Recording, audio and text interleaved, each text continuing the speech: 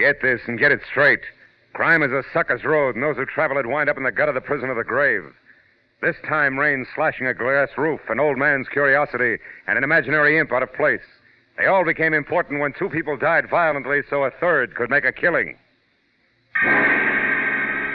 From the pen of Raymond Chandler, outstanding author of crime fiction, comes his most famous character in The Adventures of Philip Marlowe.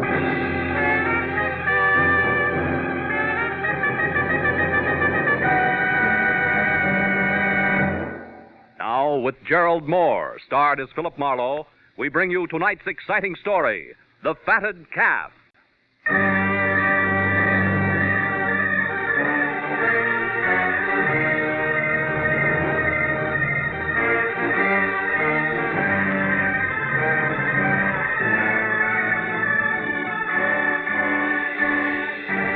The first storm of the season came as a surprise. It always does in L.A., where somehow or other people are never ready for it. It's funny in a town where people are ready for anything. Where every year the opening slash of lightning stands nerves on edge and cracks composure like it was so much Dresden china. And by 5 o'clock in an afternoon of driving rain and thick gray sky, I was no exception. I wasn't helped any by the arrival of a special delivery letter.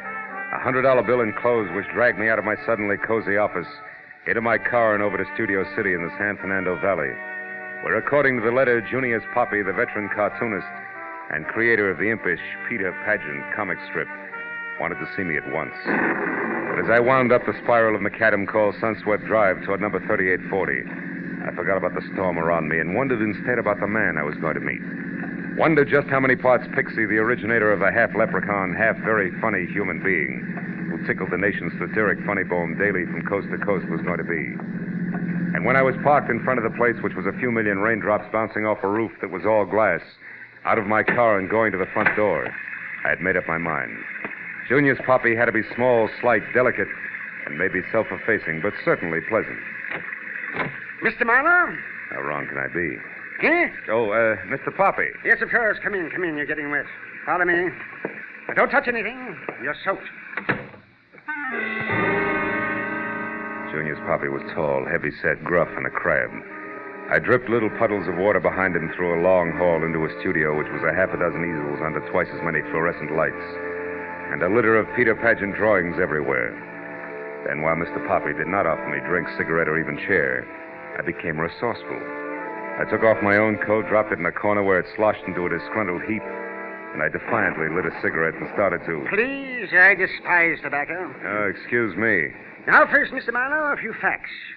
I've been drawing Peter Pageant for 27 years, but unlike most of the syndicated cartoonists, I employ no staff. We use no material, allow nothing to be published that I haven't created personally, down to the last stroke of the pen. However, I do have an assistant who serves two purposes. One, he inks in the balloon. What? The circle is where the words go. Oh. And two, and more important, he watches me work daily so that when I'm gone, yes, even cartoonists die, you know, Peter Pageant will continue uninterrupted. My assistant is named Sid Kagan, and he, to be more exact, his wife, Louise, is the reason I'm hiring you. Twice I opened my mouth to ask a question, but twice he waved the question aside. So liking him less by the minute, I listened to him tell me what for the past week Hagen had been. First preoccupied, then upset, and finally rebellious. Poppy, a bachelor who didn't want to lose a good man because of anything as trivial as a marital problem, had investigated and learned that Louise Kagan had spent a week in San Francisco recently. But he hadn't learned any more because an appointment he had made with her to talk it all over, since the sleuthing was not subtle, hadn't quite come off. Yesterday, Marlowe. We were to meet at a cocktail lounge. I was early, and so I saw her come in and sit down. She's the type of tall brunette you don't miss. I was about to start toward her when she suddenly leaped from her table and hurried out of the place. For no reason? Please don't interrupt me, Marlowe. Of course she had a reason. She was frightened at the sight of a man approaching her. Oh, he was very ugly. Patent leather hair, sallow complexion, eyes that belonged on a hawk. He followed her out, but she got away from him. And then he disappeared, too. And Louise hasn't called you since to explain? Until late last night, no. And then she apologized and lied about why she didn't show up. Forgot, she said. Casual-like, huh? Overly casual-like, Mr. Manor. Please don't touch those drawings. Oh, I'm sorry. Yes, now. We made another appointment for 6:30 tonight at a different place. An artist hangout called the Talisman on Lancashire. This time, Marlowe, I want you to go in my place. Perhaps my approach is too mechanical. There's just a chance. Now, Mr. Poppy, a few questions. First, the Kagan's home address. 717 Magnolia Boulevard. 717. And Kagan himself, he's still working for you regularly? Yes, although he called this morning, said he was sick. Now, please ask your questions quickly. I must return to my work. Peter Paget's schedule, 4 frames a day, hasn't been interrupted in 27 years. Oh, here, this might interest you. Here, take a look at this. The last frame has a lot of detail. Yeah, it has. Peter addressing the U.S. Senate, huh? It's cute. You always work in pencil and ink in later? Yes, that's right. Now, anything else? Yeah, there is, Mr. Poppy. The whole business. Kagan's problem. I mean, if it's only a case of a gal not being true to a guy, I quit, and you get your dough back. I graduated from the over-the-transom class. Louise Kagan is not the kind of girl who plays around. I know. What makes you so sure? Well, for one thing, an example. Maynard Roper. Who? Maynard Roper. He's an agent for Empire Features, the syndicate that handles my work. And though extremely handsome and what the ladies would call smooth, he got no place being, shall I say, attentive to Louise. I could tell, I observed. Now, satisfied? For the moment, I can still play that Roper just wasn't her type. I'll call you later, Mr. Poppy. Goodbye, and don't bother showing me out. I can find the way myself.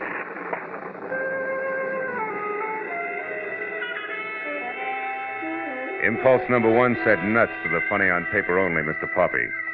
But impulse number 2 said, quiet, Marlowe. It's the storm that's making you jumpy, and there's a $100 bill in your pocket. So I got into my car and drove the 1.5 miles to 717 Magnolia Boulevard, where I figured I'd look over the Kagan home grounds before it was time for me to show it the talisman. As I drove past the place, I saw there was a light in the living room. And a woman, brunette and attractive, who was no doubt the lady of the house, paging through a magazine.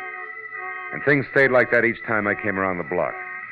But 20 minutes later, when I parked in front of a nearby corner drugstore to get cigarettes, I forgot the lady of the house because getting out of a parked car in front of me was a man with sallow complexion and eyes borrowed from a hawk, easily seen by the rain-splashed light from the display windows. And when he hurried inside into a phone booth, I saw the patent leather hair Mr. Poppy had already described. And he got his call through and turned his back to the street. I moved quickly to his car, opened the front door, struck a match, and read the name and address on the owner's card strapped around the steering wheel. It was Bert Slack, 200 Central Avenue, San Francisco, California. The city in which Louise Kagan had recently chosen to spend a week. The clock on the dashboard reminded me it was 6:15 and time to head for my rendezvous with the talisman. But a little voice deep inside said Mr. Bert Slack shouldn't. So, for what it was worth, I reached under the dashboard and yanked the ignition wire. And I got back into my car, hoping to gain 10 minutes, and headed toward the club on Lancashire Boulevard.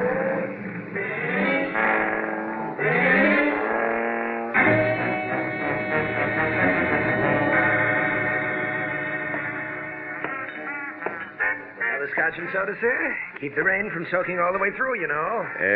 Yeah, all right. Another scotch and soda. Hey, wait a minute. That lady there, the one in the blue cape who just came in? Oh, yes. Ask her to come over to Mr. Poppy's table, will you? We'll order then. All right, sir, in a jiffy. Keep the rain from soaking all the way through. Isn't that awful? Sir, I'm awfully sorry I'm late, Junior's. Oh, excuse me. Waiter, you've made a mistake. No, Mrs. Kagan. The mistake was mine on purpose. You wouldn't have known me by name. Which is what? Philip Marlowe. I'm a friend of Junius's. He was tied up with his work tonight and asked me to keep this date for him. Like a drink? No, thanks. I haven't got the time. But why didn't Junius call me or leave a message here? I don't know. Perhaps he forgot or... Perhaps you're a liar. Perhaps he called my place after I left, then called here. Waiter. Yes, ma'am? Will you please check with the captain and see if anyone left a message for Mrs. Kagan, please? Yes, ma'am. And on your way back, 2 scotch and sodas, huh? Yes, Now, just a minute, Mr. Marlowe. I've already said no. As long as we're playing things back, you already said I was a liar. Why? Because Junius told me that my meeting with him would be personal. And since he's gone far enough out of his way to even call me on the telephone about it, it must also be important to him. It is. As important to him as, say, San Francisco is to you. San Francisco. So you're not really a friend of Junius Poppy? Not buddy-buddy, no. But I am a friend of Bert Slack's. You know Slack? Yeah. Now, why don't you sit down, Louise? Our drinks are coming. Well, here we are. 2 scotches and sodas. Just the thing to keep the rain... Oh. I already said that once, didn't I? Yes, you did. Yeah, well, 2 scotches and sodas, just like you ordered. Oh, and no message for you, Mrs. Kagan. Thank you. Mr. Marlowe, you know about San Francisco, you know about Bert Slack, and somehow or other you know I was supposed to meet Junius Poppy here, and he couldn't make it. So why don't you just sit here and think it out all by yourself, huh? I'm going. Come back here. Let go of my arm. When I'm ready, gentle lady. Which might be right now, don't you think? Oh, Maynard, thank heaven you're here. I usually am, Louise. Well, my good man, have you reached a decision? About the young lady's arm, I mean. Let go. Maynard, please see that he doesn't follow me. It'll be a pleasure, Louise. What are we drinking, Mr. Marlowe. Scotch and soda. Wonder what keeps that from soaking through. Maynard Roper, the handsome syndicate agent Junius Poppy had tagged very smooth, was also very snide. When he slid into the booth next to me and we each had a fresh drink while Louise Kagan put distance between us, I knew that the urge I had to punch him in his finely chiseled Grecian nose could not be blamed on the stormy weather. It would be just as much fun on a sunny day. And a couple of minutes later, when he got up, flashed, glistening uppers and lowers at me, and started to leave with a worse than snide, "Bye-bye, boy." I had to hold on tight. Somewhere along the line, I slipped. "Hey, Roper, you forgot something." Oh? Well, what is it? This. Lothario. Also, you didn't thank me for your drink. It was rude of you. Bye-bye, boy.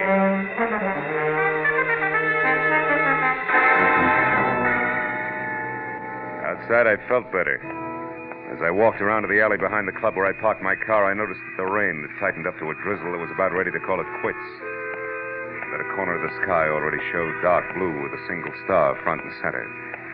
What I didn't notice until I was in line with my front fenders was company on hand. I've been waiting for you. He was small, with wide open eyes that flashed something close to hysteria, the length of a long, thin arm that was pointed at me and trembled while the hand awkwardly held a gun for what had to be his first time. I'm Sid Kagan. I want to know why you're following my wife, what you have to do with her. I do know that you're a private detective and that your name is Philip Marlowe. That Junius Poppy hired you. That much I found out. And you ought to be able to put the rest together yourself. You're a big boy now. Junius is worried about you, Kagan, because you in turn are worried about your wife. Look, he wants to help you all the way around. I don't believe you.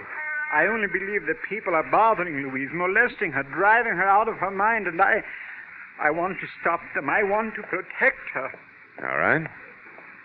Take a look at this picture and see if you can tell me whether or not this is one of those you say are molesting her. Picture?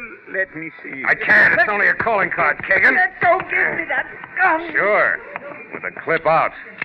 Here. Now, also, I'll give you some advice. Go on home, Kagan, and soak your hot head in a bucket ice cold. It's the most you can do to help. Now beat it before I get mad. Go on. All right. I'll go. But remember, Marlowe, I'm still going to protect my wife. Yeah, I'll remember, Kagan. You jerk. Nothing as stupid as an amateur with a gun. Stand still, Marlowe. I'm no amateur. Oh, fine. I wouldn't bother looking under the hood either. We're now even. One torn ignition wire deserves another.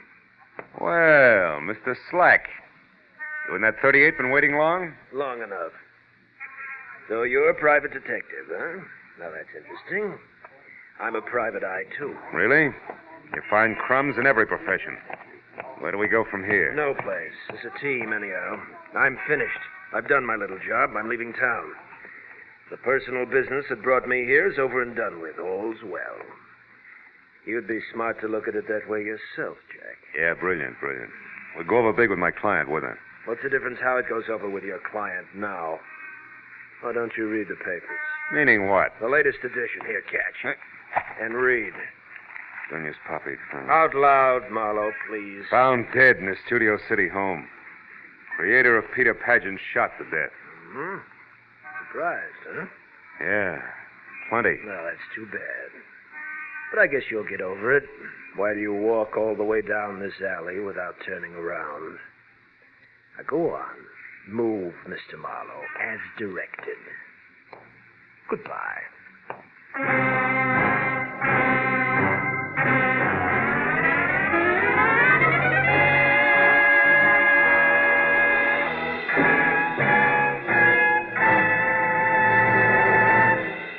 In a moment, the second act of Philip Marlowe.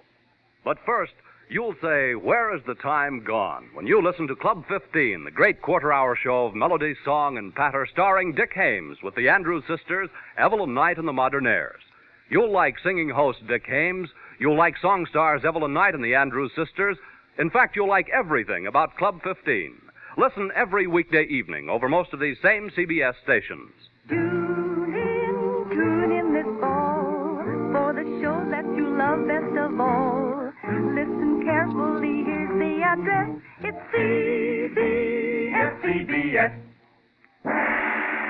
Now, with our star, Gerald Moore, we return to the second act of Philip Marlowe and tonight's story, The Fatted Calf.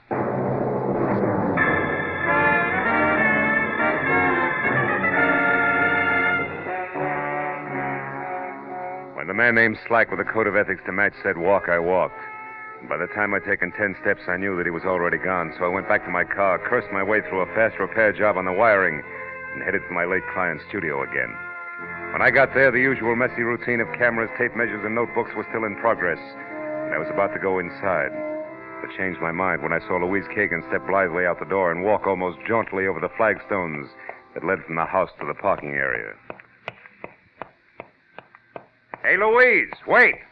Oh, you again. Well, what do you want? Just one good, morbid reason why you're not making with tears over what's inside? I never lost any love in there. If I pretended I had, it wouldn't fool anybody for 5 minutes.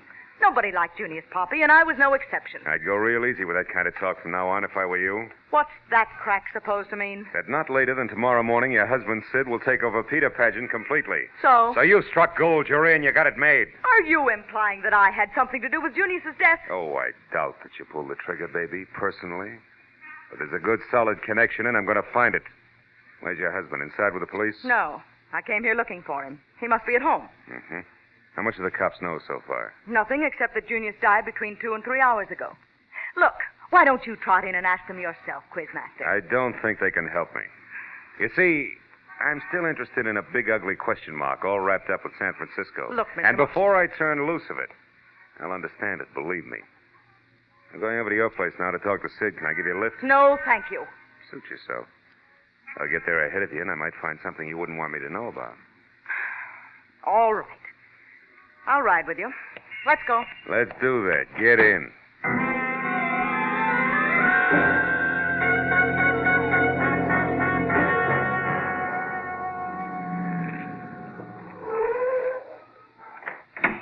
Thanks so much for the ride. You know, I wouldn't have enjoyed it a bit more in a hearse. You can drop the acid routine, Louise. I got a thick skin. Let's go inside. Now, look, Marlowe. Sid isn't home. I can see from here the lights are out. Only proves somebody turned a switch. Come on, open up. All right. Come on. That's better. And since you're making yourself so at home, you might as well make yourself a drink. Hey, it's a good idea. Nice little bar you got here, honey. Always easier to talk with a drink in your... Hey, Louise, these papers on the table. Ever seen them before? What are they?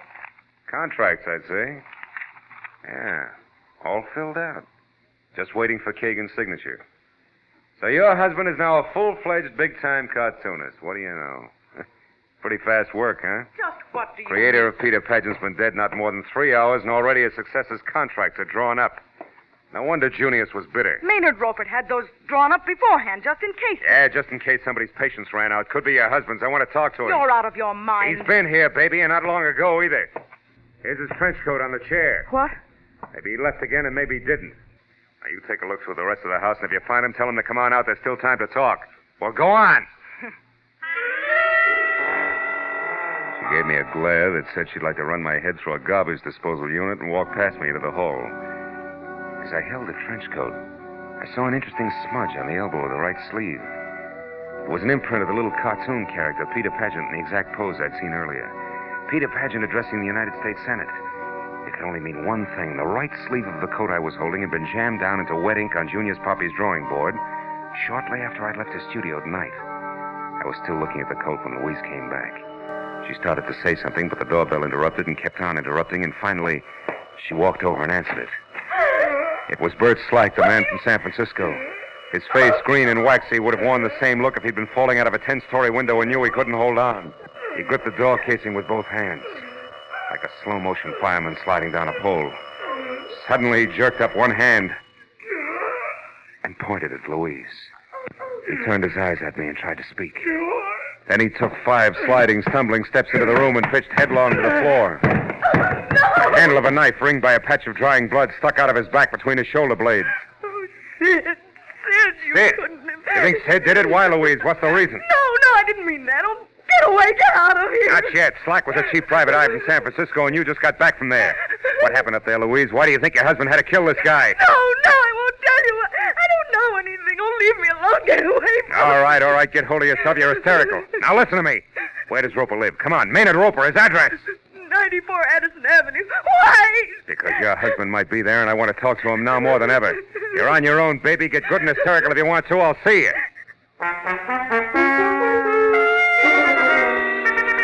94 Addison Avenue was a shellac pine under ivy bungalow hiding behind 10 feet of manicured hedge and flanked by a small swimming pool that involved more chromium than water.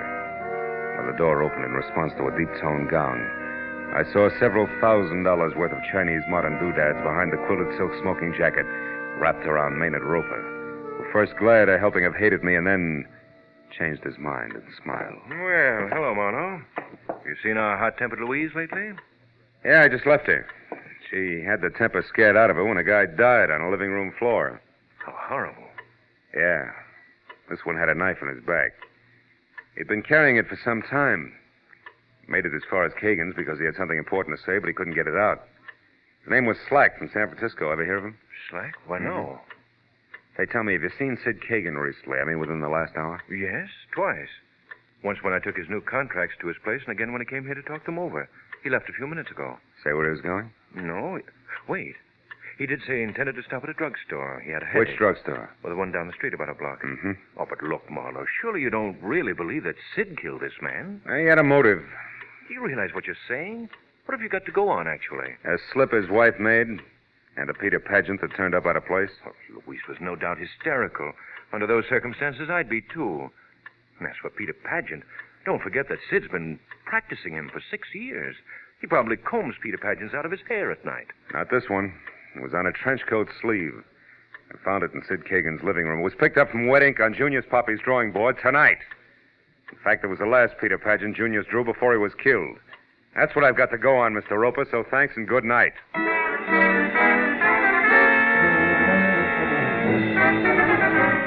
I got in my car and drove fast till I found the drugstore and then pulled up across the street from the place and watched. A cab was waiting out in front. When the door opened in the store, I started to get out, but stopped again as Sid Kagan, the collar of his trench coat turned up high, and both hands thrust deep in his pocket, shouldered his way out. Got in a cab and drove away. I sat there for a few minutes until the crazy logic of the crazy pattern finally sank in. And I turned and drove back toward 94 Addison. A few houses down the street I parked, got out, and after dropping my gun in my pocket, I left my hand curled around it and walked in past the chromium swimming pool up to the pine and ivy house and looked in. It was deserted. I turned and started for the gate again, but that was as far as I got. I'm not inside, Marlowe. I'm here behind you. Don't move. Automatic and all, huh? Didn't think you had nerve enough to stick here and wait for me, Roper. I had no choice. Raise them up slowly and don't turn around. I'll take your gun first. Okay. Now get inside. So it was your trench coat I found at Kagan's, huh? You forgot and left it there when you took the contracts over. Yes, and when you told me about it, I followed you. I saw you spot Kagan still wearing his coat at the drugstore, and I knew then that you'd come back here after me. Why? Stand still. Sure. You know, you might have gotten away with old Junius Poppy's murder because you were the only one with no motive, apparently. But you cluttered it up by killing your partner, Slack, too. Slack was stupid and loud-mouthed. He'd have double-crossed me or let the cat out of the bag the first time he got drunk. Blackmailers have to keep their secrets or they go out of business fast. With you, it's obvious that I have no choice. It's you or me. Yeah. You're a smart boy, Roper. How'd you manage to cut in on what Slack knew? He tried to find out from me whether Sid loved his wife enough to pay to keep her out of jail and how much he could demand and expect to get. I told you he was stupid. Believe me, chum, the idea of getting rid of Junior so Sid could get enough money to make blackmailing him worthwhile was quite a switch. But one a good agent might think of. Stand still. Don't try for anything on that table. Why not? What are you saving me for? More conversation? No. I just wanted to get my breath. I've had quite a day, remember? All right. Let's go now. Where? Out back to the garage. Go on. Just Marlowe! Baby, Louise!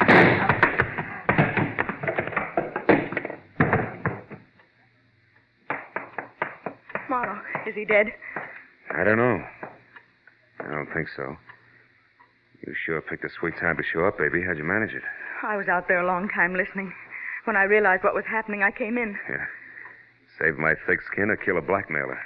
Well, once I killed a man unintentionally. I didn't want to do it again, even him.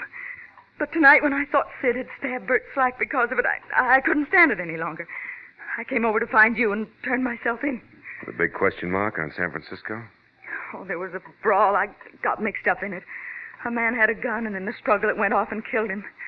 I was scared silly. I ran away, but Slack had seen the whole thing. He even got the gun with my fingerprints all over it. And, well, that's that. Let's go, Marlowe. Yeah. Okay, baby. Let's go.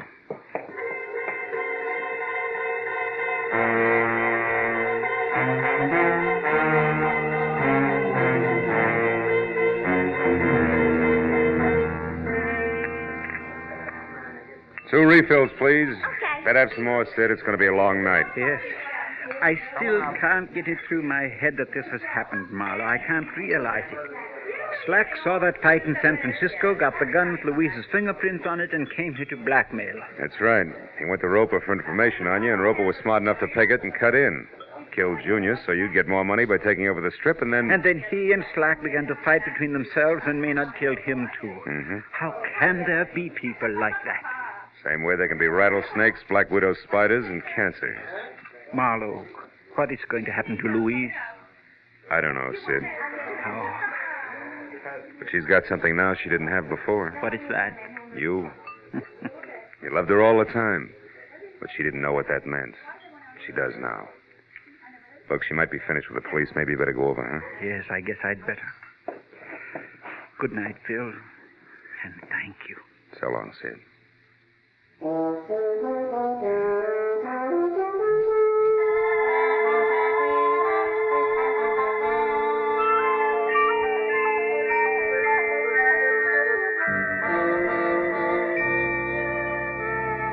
As he crossed the street and went into police headquarters, I turned back to my coffee and thought about Peter Pageant. The impish, whimsical little character with a sly, knowing smile, half sad, half amused at the foibles of the world. Yeah, the world seems more and more to be made of halves. Like that old song. How's it go? Sometimes I'm happy. Sometimes I'm blue. Sudden storms and sudden calms. Maybe most of us are only half alive, huh? Take me, for instance. Half of me wants to go home and sit in front of a roaring fire with a drink and a good book. And the other half? Yeah, there's always that other half.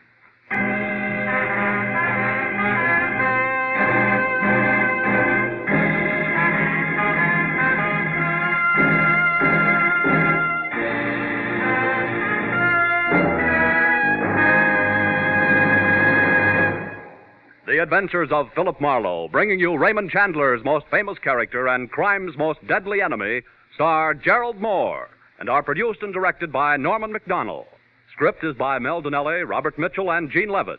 Featured in the cast were Vivi Janis, Howard McNear, Parley Bear, Bill Johnstone, and David Ellis. The special music is composed and conducted by Richard Orant.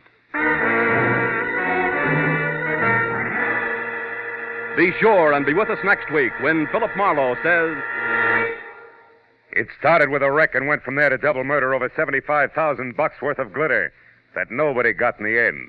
Because I found out just in time what was fishy about the tale of the mermaid.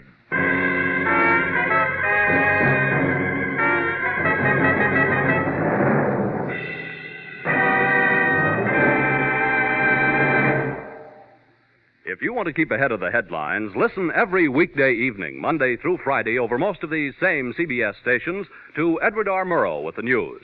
Mr. Murrow is radio's most distinguished reporter. His informal but informed manner of presenting the news has earned him more awards than any other newscaster on the air. This is Paul Masterson speaking.